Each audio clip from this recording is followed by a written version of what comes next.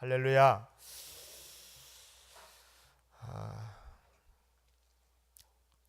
요즘 살기가 어떻습니까? 뭐 살기가 좀 좋으신 분들도 계시겠지만 또 어려워진 분들도 계시고 그렇습니다. 인생살이라는 것이 사실 어려움이 있죠. 특히 우리 신앙인들이 세상 살기가 쉽지 않습니다. 여러 가지 시험을 만나죠. 이제 그 중에 아마 대표적인 시험 중에 하나라고 할 수 있는데 돈의 시험이 아니라 돈. 돈 좋아하시죠? 저도 좋아합니다. 돈. 저한테 줘봐요. 저 안 받지 않아요. 받습니다. 돈 시험이 있습니다. 근데 이 돈이라는 게 참 묘해가지고 없어도 시험이고 있어도 시험이고, 없으면 원망에 빠지기 쉽고, 많으면 그렇게 교만할 수가 없고, 없으면 남의 것을 탐내게 되고, 또 많으면 정욕에 따라서 잘못 쓰게 되고, 우리가 요즘 보잖아요, 그런 걸. 그래서 아굴이라고 하는 믿음의 선배는요, 잠언 30장 8, 9절에 보면 이렇게 기도를 했어요. 나를 가난하게도 마옵시고 부하게도 마옵시고 오직 필요한 양식으로 나를 먹이시옵소서. 혹 내가 배불러서 하나님 모른다 여호와가 누구냐 할까 하오며, 혹 내가 가난하여 도둑질하고 내 하나님의 이름을 욕되게 할까 두려워함이니라. 유대인의 지혜 문서라고 하는 탈무드에도 보면 비슷한 교훈이 나오는데요. 하나님은 재물로 사람을 시험하신다. 어떤 사람에게는 재물을 많이 줘서 하나님의 뜻대로 잘 사용하는지 보시고, 어떤 사람에게는 재물을 적게 주어서 하나님을 원망하는지 보신다. 돈이 그렇다는 거예요. 돈이라는 게 많아도 시험, 적어도 시험.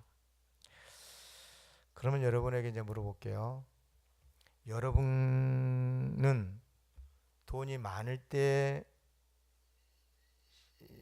더 큰 시험이 듭니까? 돈이 적을 때, 없을 때 큰 시험에 듭니까? 뭐 사람마다 좀 다를 수 있어요.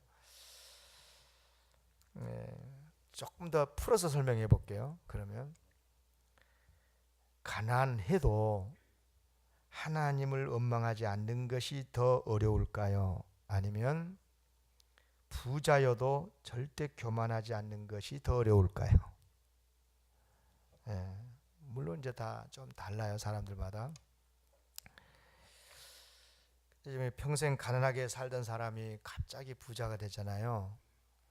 그러면 보니까 큰 시험에 빠지더만요. 금세 교만해지고요, 방탕하고요, 졸부가 있어, 졸부. 반대도 있죠. 부자였던 사람이 갑자기 어려워져서 재산이 다 없어지고 하면 역시 이것도 큰 시험입니다. 그동안 한 번도 겪어보지 못했던 극심한 가난이 얼마나 큰 고통이겠습니까? 뭐 돈뿐이겠습니까? 명예 문제도 그렇고 건강의 문제도 있고, 그렇게 사랑했던 사람이 마음에서 너무너무 증오가 되고 미워해지는 사람도 있고, 우리 인생이라고 하는 게 참 시험이 많습니다. 그러면 우리 예수님께서는 시험을 안 받으셨을까요? 여러분, 예수님이 세상에 우리 인간과 똑같은, 정말 같은 성경을 가진 인간으로 사실 때요, 많은 시험을 받으셨어요. 예수님은 하나님이셨으니까 아무런 시험도 없었을 거라고 생각하면 이건 안 돼요. 절대 그 틀린 거예요. 예수님도 우리가 똑같은 인간이셨습니다. 인간인 것처럼이 아니라 인간이셨어요. 태어나셨고요, 어려움을 당하셨고요, 많은 범민도 있었고 눈물도 흘리셨고 진통, 고통 다 당하셨어요. 사실 그 높고 위대한 하나님의 보좌에서 이 낮고 낮은 이 땅에 내려오심 그 자체가 고난이 아니었겠습니까? 근데 여러분, 그러면 왜 예수님은 고난을 당하셨을까요? 왜 굳이 당해도 당하지 않아도 될 시험을 당하셨을까? 우리처럼 뭐 예수님이 연약한 것도 아니고, 우리처럼 예수님이 죄를 짓는 것도 아니고, 죄인도 아니시고, 근데 왜 고난을 당하셔야 했을까요? 우리야 어떤 어려움이 오고 고난이 오면 죄인이기 때문에 연약해서 잘못하고, 그러니까 그에 대한 대가로 어려움 당할 수 있고 그래요. 그런데 예수님은 어려움을 당하셨단 말이죠. 자, 여러분, 매우 중요한 이야기를 하고 있는데요. 예수님께서 꼭 고난을 당하셔야 될 이유가 있었을까요? 그렇다면 그 이유가 뭘까요? 우리처럼 그분은 연약하지 않아요. 그분은 우리처럼 죄를 짓고 사는 분도 아니에요. 죄인도 아니에요. 하나님이셨고요. 그런데 왜 그분이 고난을 당하셨어요? 그 이유가 있었을까요? 네, 있었어요. 반드시 예수님은 고난을 당하셔야 했어요. 그리고 그 고난을 이겨내셔야 해요. 그래야 그분이 우리의 구원자가 된다는 인정을 받을 수 있어요. 아멘. 당연히 그분은 우리의 구원자죠. 그분은 구원자로 오신 게 맞아요. 객관적 사실이에요. 그런데 아무리 그분이 구원자로 오셨으면 뭐합니까? 사람이 그것을 인정하지 않으면, 믿지 않으면 아무런 의미가 없는 거예요. 그런데 예수님께서는 이 세상을 구원하러 오시는 구원자이심을 인정을 받으셔야 될 필요가 있었죠. 그래서 그분은 이 세상에 오셔서 고난을 당하신 거죠. 물에 빠진 한 사람을 구조하는 소위 수상인명 구조원 자격증 하나 따는 것도 많은 훈련이 필요하다더라고요.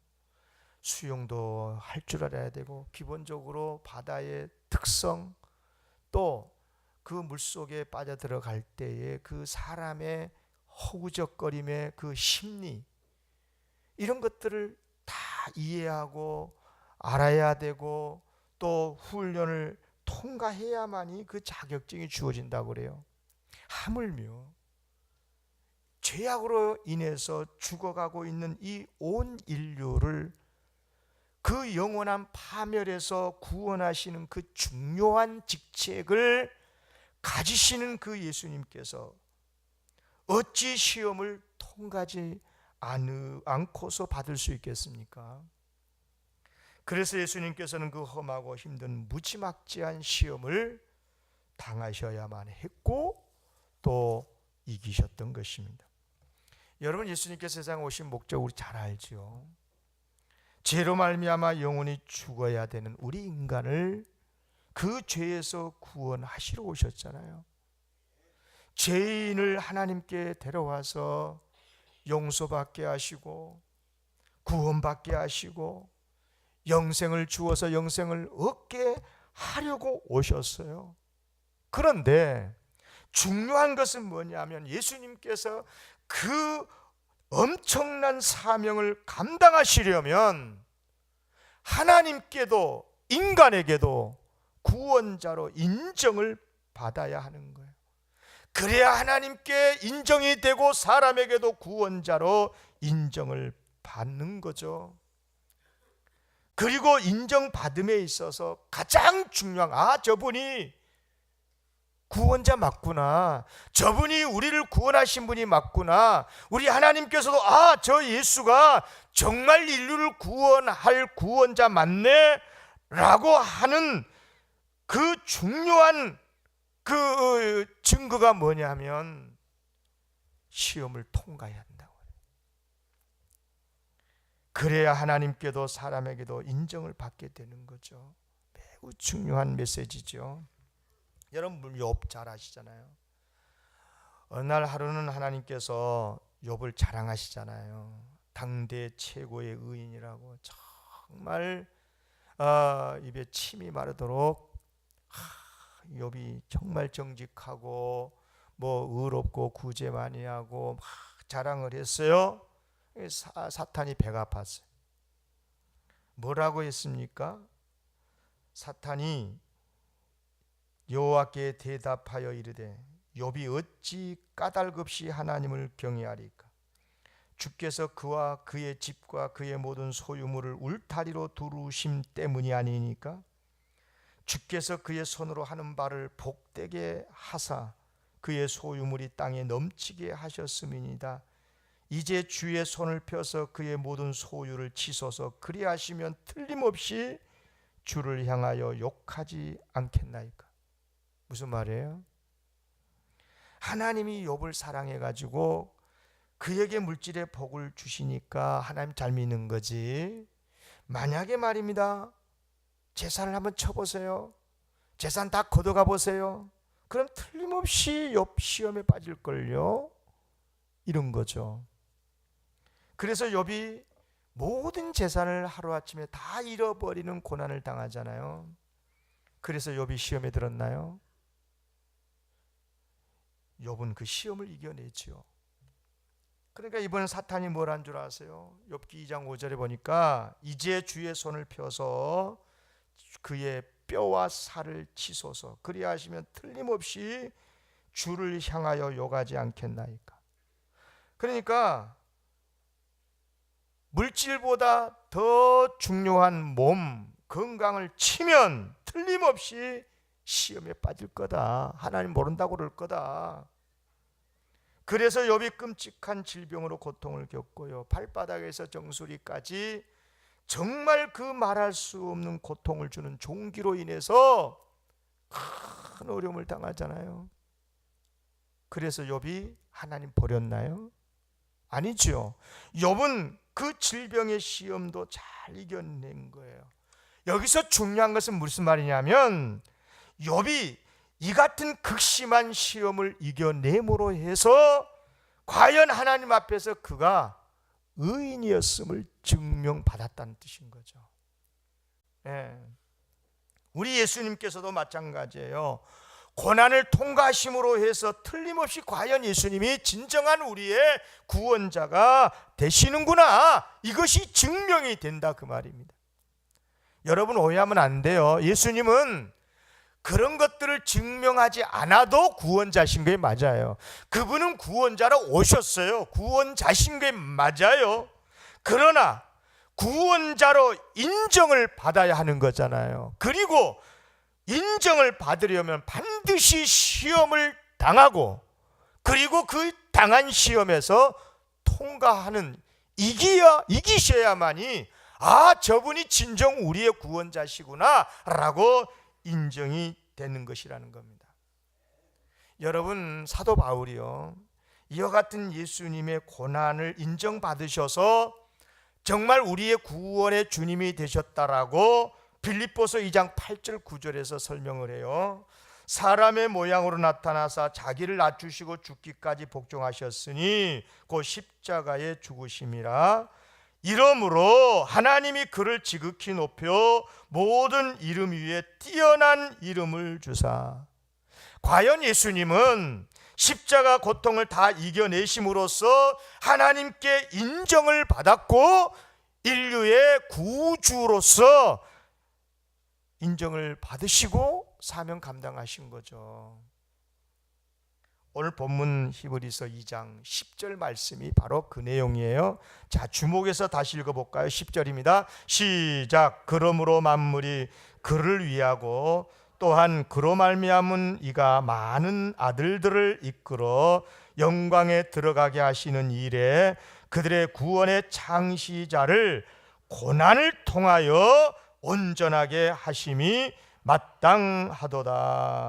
예수님은 만물을 위하고 예수님으로 인해서 많은 아들들을 이끌어서 하나님의 백성이 되게 하고 구원을 이루시는 구원의 창시자가 되게 되시는데 영광의 권세를 통해서가 아니고 고난을 통해서 온전하게 하심이 마땅하다. 아멘. 매우 중요한 말 아닙니까? 그래요. 분명히 예수님은 이 땅에 구원의 주님으로 오셨어요. 그런데 구원의 주님으로 인정받는 그 비결이 뭐냐면 고난을 통과하시는 거예요. 하나님에게뿐만 아니라 사람에게도 마찬가지예요. 사람에게도 고난의 시험을 이겨내야 인정받아요. 자, 잘 들어보세요. 사람은요, 한 사람도 외회가 없이 다 고난 속에서 살고 있어요. 뭐 똑같은 고난은 아니더라도 또 이 고난 이겨내면 또 다른 고난이 또 오고 연속해서 고난이 있지 않습니까? 인생이라고 하는 그 자체가 고난이잖아요. 중요한 것은 그 고난 속에서 그 고난을 이겨내신 분을 찾는 거죠. 우리가 고난을 이겨내신 분이어야 우리가 그분을 구원자로 인정하는 것 아니겠어요? 예를 들어서 자 보세요. 우리 다 부자가 되고 싶은 마음이 있잖아요. 그래서 부자 되는 방법을 가르쳐 준다고 그러면 다들 관심을 가지지요. 그런데 실제로 가르쳐 주는, 부자가 되는 비결을 가르쳐 주는 그 사람이 부자가 된 사람과 부자가 되지 못한 사람의 말 중에 누구의 말을 더 열심히 듣겠어요? 당연히 부자의 말을 잘 듣지 않겠어요? 또 부자라고 해도 복권에 당첨이 돼갖고 쉽게 부자 된 사람의 말과 정말 어려움도 이겨내고 정말 힘써 노력해서 부자가 된 사람 중에 누구의 말을 더 경청하겠어요? 부자죠, 당연히. 물어보나지요. 이렇듯 사람은요, 자신이 당한 고난과 같은 그런 고난을, 아니 더 힘들고 어려운 고난도 당했지만 그러나 거뜬히 그것을 이겨낸 사람을 진정한 구원자로 본 거예요. 사람이라는 게요. 그렇지 않습니까? 바로 이것입니다. 우리가 예수님을 구원자로 인정하고 믿는 이유가 바로 이건 거예요. 여러분, 이런 하나님이시라면 우리 안 믿었을 수 있어요. 저 높은 보좌에서 능력 가지신 하나님이 아이고 불쌍하네, 가난하네, 그래 먹고 살아라 그러면서 우리의 삶에 이 땅에 떡이나 던져주시는 하나님이라면, 물론 배고프니까 받아서 먹겠지만 그런 하나님을 나의 진정한 구원자로 믿겠어요? 능력 있다고 아이고 불쌍하네, 병 들었네, 그래 내가 고쳐줄게 그러면서 고개 힘 주시고 그러면서 고쳐주신다면, 그래 내가 아프니까 당장 고침을 받기 위해서 그 앞에 이렇게 고개는 숙이겠지만 진심으로 마음속에 존경하는 마음으로 그를 나의 구세주로 인정할 수 있겠어요? 여러분, 우리 믿는 하나님은 그런 하나님이 아니시거든요. 우리 예수님은 그런 분이 아니신 거예요. 그분은 우리와 똑같은, 아니 더 심하고 심한 고난을 경험하신 분인 거예요. 그런데 더 중요한 것은 그 고통을 다 이겨내셨어요. 그래서 그분은 우리의 아픔을 아시고 고통을 아시고 그 고통을 느끼시고 그리고 그 고통에서, 질병에서, 죄악에서 우리를 건져주시는 주님으로 믿는 거예요. 그래서 그분 앞에 우리가 감동이 있는 거고 감사가 있는 거고 경배하는 것 아니겠습니까? 할렐루야. 여러분, 매우 중요한 이야기인 거예요. 참 세상에서 무서운 시험이 많이 있어요. 그런데 우리가 정말 경계해야 될 가장 무서운 시험이 있는데요. 그게 뭐냐면 우리로 하여금 죄를 짓게 만들고 또 그래서 스스로 무너지게 하는 시험이 가장 무서운 시험인데 세 가지가 있어요. 세 가지. 하나는 유혹이고, 하나는 염려고요, 또 하나는 환난과 박해예요. 자, 보세요. 이미 예수님께서 가르쳐 주셨어요. 여러분 마태복음 13장 보면 그 유명한 씨 뿌리는 자의 비유가 있잖아요. 이거 갖고 신천지가 재미를 보는 것 같은데요, 아주 잘못되게 해석한 거죠.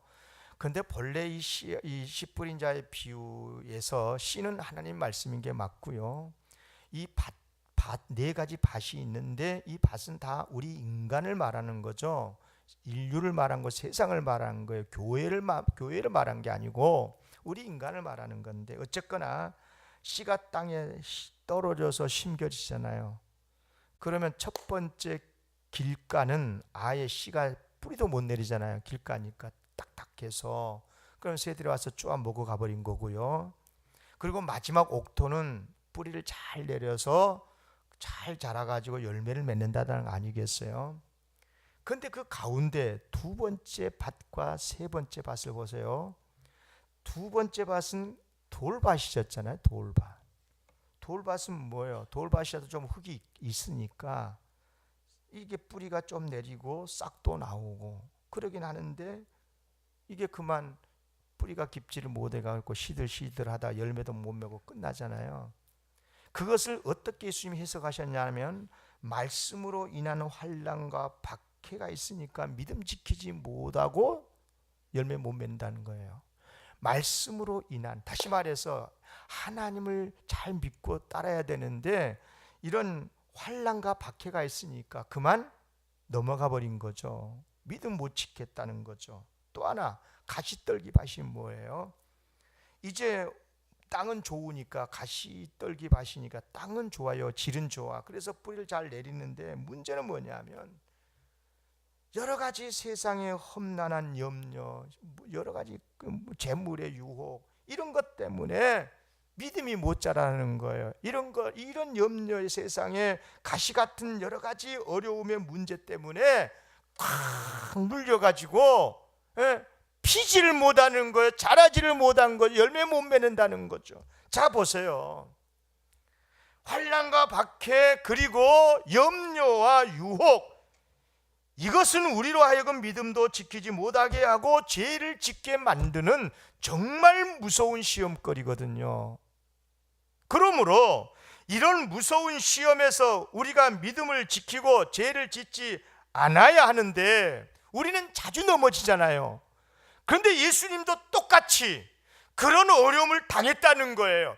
그런데 그 어려움을 당하고 그 고통을 다 당하면서도 그것을 이겨내셨다는 거예요. 그래서 진정한 우리의 구원자가 되신 거죠. 그 무서운 시험에서 우리를 구해야 우리의 구원자가 되는 것 아니겠어요? 그래요, 예수님은 그 무서운 시험을 다 당하셨어요. 그래도 믿음을 지켰어요. 죄를 짓지 않았을 뿐만 아니라 그 무서운 시험에서 우리를 구원해 내셨어요. 그래서 예수님은 우리의 구원자가 됐어요. 자, 그런가 안 그런가 들어보세요. 여러분, 예수님이 얼마나 많은 환난과 박해를 받으셨어요. 유대 종교 지도자들이 얼마나 숱한 모함을 하고 공격을 했습니까? 없는 말들을 만들어 가지고 예수님은 하나님이 없다 그랬다, 성전을 부정했다, 얼마나 모함을 하고 공격을 했습니까? 이스라엘 백성들도 나중에는 예수님 십자가에 못 박으라고 고래고래 소리를 지르지 않았습니까? 여러분, 그때 여러분 같으면 그런 사람들을 구원하시고 싶겠어요? 그러나 예수님께서는 그런 자들을 구원하시기 위해서 끝까지 박해를 참으셨어요. 모함을 이겨내셨어요. 모함을, 박해를 안 당한 것이 아니고 다 당하셨어요. 그렇지만 박해당한 우리를 건져주시기 위해서 그 박해를 받으셨지만 이겨내신 줄로 믿습니다. 로마 군병에게는 또 얼마나 큰 고초당했어요. 온갖 조롱, 폭행 당하셨잖아요. 매질은 또 얼마나 당했습니까? 못박힘을 당하고 십자가에 높이 매달려 죽게 되시지 않습니까? 여러분, 그때 예수님의 능력 없었나요? 아니요. 베드로가요, 로마 군병에게 칼을 막 휘두르고 할 때 예수님 뭐라고 하세요? 마태복음 26장 53절, 너는 내가 내 아버지께 구하여 지금 12군단 더 되는 천사를 보내시게 할 수 없는 줄로 아느냐? 내가 만일 그렇게 하면 이런 일이 있으리라는 성경이 어떻게 이루어지겠느냐? 내가 지금 이 고난을 이겨내고 있는 것은 힘이 없어서가 아니라 인류를 구원하기 위해서 이 고통 속에 빠져 있는 이들을 건져내기 위해서 내가 이 시험을 당하고 있는 거고, 이 시험을 이기고 있는 거라고. 아멘. 십자가에서도 충분히 내려오실 수 있었어요. 사탄이 십자가에서 내려오라고 시험을 하잖아요. 그러나 예수님은 그 모든 박해, 고초, 시험을 다 이겨내셨어요. 그래서 그분은 우리의 구원자가 되셨던 거예요. 뿐만 아니라 정말 이겨내기 어려운 유혹도 당했어요. 잘 들어보세요. 금식하실 때 사탄이 와가지고 무슨 유혹을 한 줄 아세요? 다 한 번만 나한테 절해. 그러면 세상의 모든 것에 다 줄게. 얼마나 무서운 시험입니까? 우리는 돈 몇 푼에도 그냥 넘어지는데, 예수님께서는 절 한 번만 하면 세상 권세 다 주겠다고 하는데도 단호하게 거절하지 않습니까? 오병이어의 기적을 행했을 때 군중들이 그를 경제의 왕으로 세우려고 그랬잖아요. 당신 같으면 우리나라를 구원할 수 있는 정말 대단한 왕이 되시겠다. 왕이 되소서, 왕이 되소서. 그러나 단호히 거절하셨어요. 헬라인, 이방인 사람들이 와가지고 스승으로 모시려고 하지요. 역시 단호히 거부하시면서, 여러분 그때 하신 말씀 아십니까? 한 알의 밀이 땅에 떨어져 죽지 않으면 그대로 있지만 죽으면 많은 열매를 맺느니라.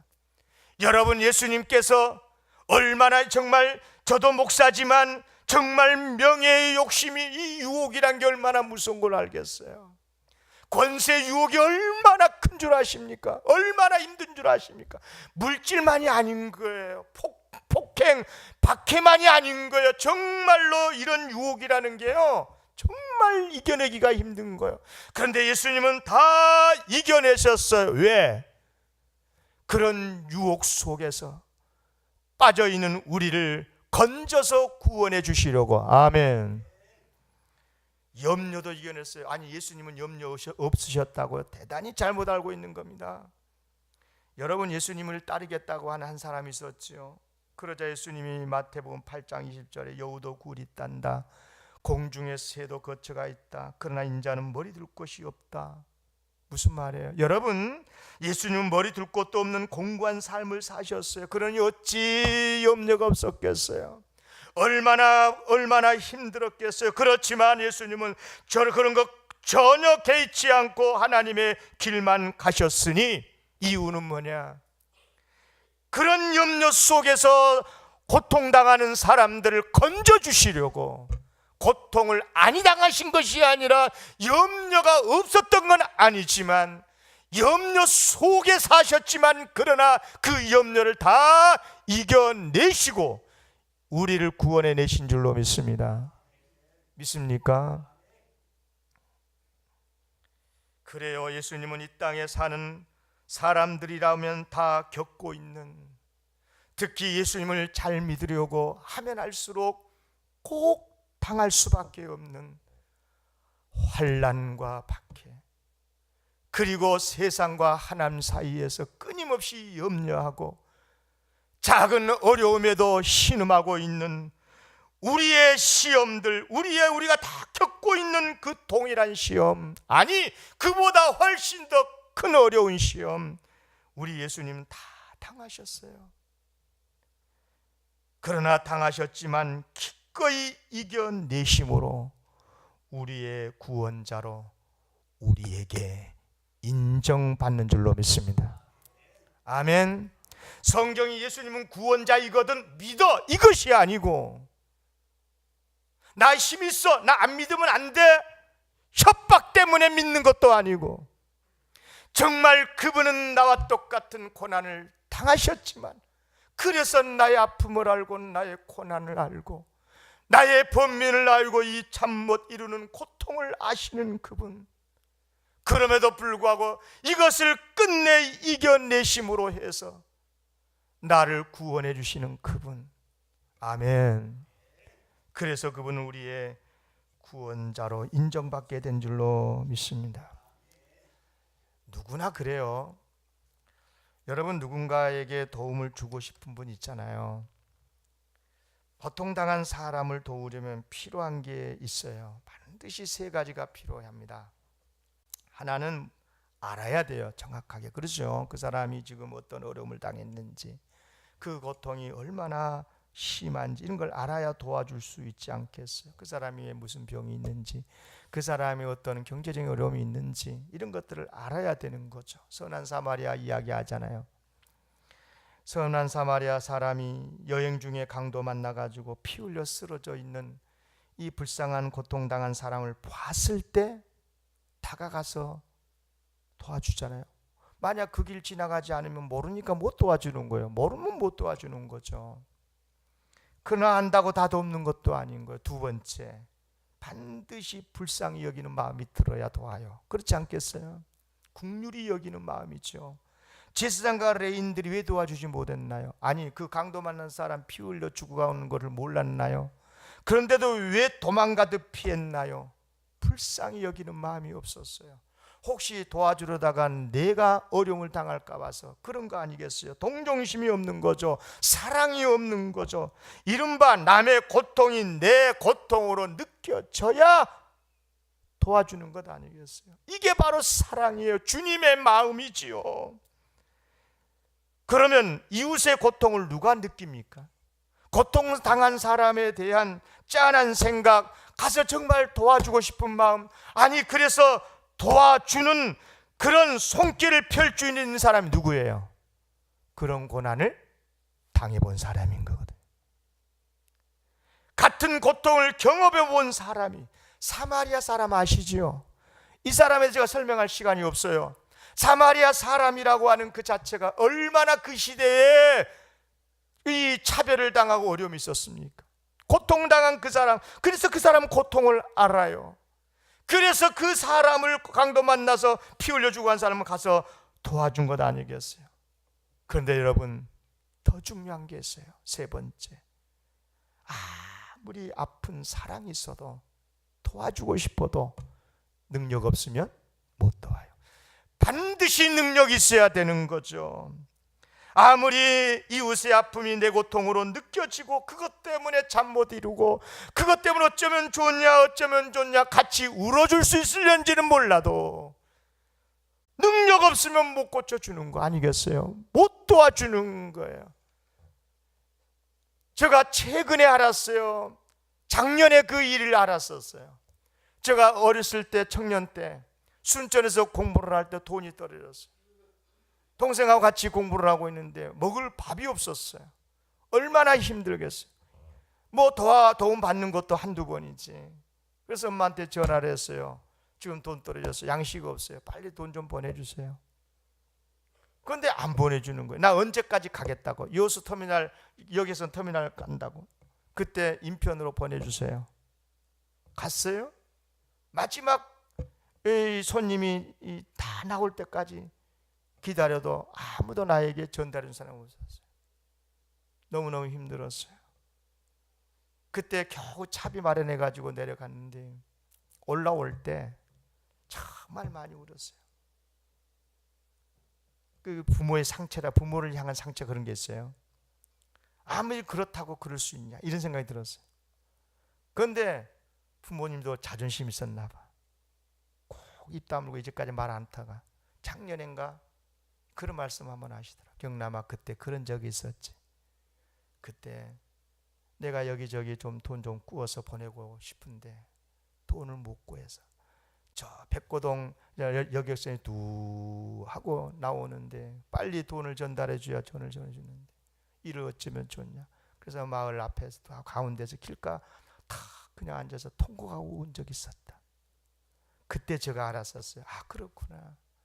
아무리 가슴이 찢어지는 고통이 있고 사랑의 마음이 있어도 능력 없으면 못 돕는구나. 그것 아니겠습니까? 부모라면 다 아실 거예요, 무슨 뜻인지. 그래요, 여러분, 능력 없으면 도울 수 없어요. 그런데 우리 예수님이 왜 우리의 구원자가 되시느냐? 그분은 우리의 어려운 형편을 다 아셔요. 아픔을 다 아셔요. 지식적으로 알고 있는 게 아니에요. 배워서 아는 것도 아니에요. 그분은 직접 우리와 똑같은 고난을 당하셨으므로 알아요. 그 고통이 얼마나 심한지, 그리고 그 고통을 당신의 고통으로 느끼셔요. 어떻게 하면 돕지? 어떻게 도울까? 그래서 하늘의 보좌를 버리시고 이 땅에 내려오실 수밖에 없어요. 더 감사한 것은 그분에게는 우리를 고치실 수 있는 능력이 있는 거예요. 아멘. 그래서 그분은 우리의 구원자이신 줄로 믿습니다. 예수님을 믿으십니까? 예수님은 그래서 우리의 구원자인 거예요. 사랑하는 성도 여러분, 그분은 우리의 형편을 다 아셔요. 다 아신다고요. 배신의 아픔이 뭔지, 진통의 질병의 진통이 얼마나 큰지, 믿는 제자들에게 배신당해 보셨고, 비겁하고 사간이들의 참소도 당해 보셨고, 가족들에게도 배척을 받으셨던 주님, 그런 주님이 어찌 우리 아픔을 모르시겠어요? 질병으로 인한 아픔의 고통도 다 아셔요. 온몸이 갈길각이 찢어지는 채찍들을 당하셨고, 십자가에 달려 물과 피를 다 쏟아지는 그때의 그 온몸의 전율, 그 온몸의 진통, 죽어가면서 그 모통 다 경험하셨어요. 그러니 어찌 우리 질병을 모르시겠어요? 그 고통 모르시겠어요? 혹시 죄와 그 죄로 인한 죄책감 때문에 마음에 힘드신 분이 있나요? 내가 목사로서, 장로로서, 집사로서, 내가 예수 믿는 사람으로서 내가 이렇게 살아야 되는가? 이런 것 때문에 아파하신 분이 있습니까? 여러분, 주님께서 그 고통 아셔요. 아니, 예수님은 죄를 안 지셨는데 어떻게 죄인의 고통을 아시냐고요? 아니요, 아셔요. 여러분, 예수님이 왜 죽으셨어요? 이 세상에 죄라고 하는 죄는 다 뒤집어 쓰고 예수님이 십자가에 죽으셨어요. 여러분, 얼마나 고통스러웠으면 하나님께 버림받았었을 때 나의 하나님 어찌하여 나를 버리셨나이까 외치시지 않으셨습니까? 그래요, 우리 예수님은 얼마나 죄의 괴로움이 심한가를, 죄의 고통이 얼마나 고통스러운가를 다 알고 계셔요. 그래서 죄 때문에 괴로워하는 우리에게 긍휼의 마음을 베푸시고 또 용서의 손길을 내밀고 계시는 줄로 믿습니다. 그냥 느끼시는 정도가 아니고 당신의 고통, 우리의 고통을 당신의 고통으로 다 느끼셔요. 그래서 오늘 11절에 보니까 형제라고 부르시는 걸 조금도 부끄러워하지 않으신대요. 거룩하게 하시는 이 주님이시지요. 거룩하게 함을 입은 자들 우리들이지요. 주님과 우리가 한 근에서 나왔다. 그래서 형제라고 부르는데 예수님께서 나 같은 죄인을 형제라고 부른들 조금도 부끄러워하지 않으신대요. 할렐루야. 얼마나 사랑하시면 그러겠어요? 얼마나 느끼시면 그러시겠어요? 여러분, 그런 거 있죠? 내 동생 중에, 내 형님 중에 잘못된 사람이 있으면 내 형님이라고 어디 가서 말하는 것 말합니까? 나를 낳아주신 부모라도 잘못됐으면 조금만 늙어도 아이들이 늙어서 학교 오면 엄마 아니라고 할머니라고 하라고. 나 우리 교회 권사한테 다 들었어. 그거 그런다고요, 사람이라는 게요. 여러분, 그런데 우리 예수님은 나 같은 죄인을 형제라고 부르는 것을 조금도 부끄러워하지 않으신대. 그런데 그런 주님이 온전히 나를 고치시고 회복시켜 주시는 능력까지 가지고 있대요. 할렐루야. 그러니 얼마나 놀라운 은혜입니까? 그 능력으로 우리를 능히 도우시는 줄로 믿습니다.